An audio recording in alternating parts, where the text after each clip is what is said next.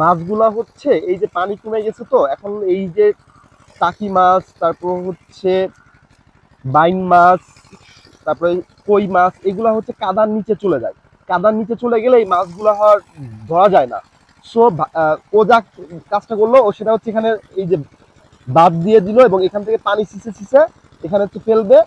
আর এই পাশে পানি ছিলে আর এখানে পানি কমে যাবে, আর এখান থেকে হচ্ছে হাত দিয়ে মাছ ধরবে।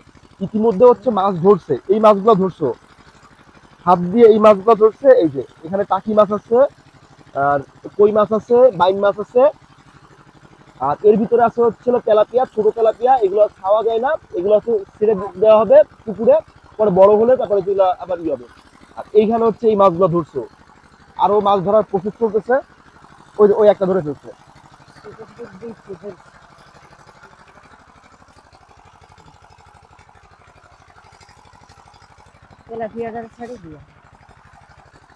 তেলাপিয়া ছেড়ে দিছিস?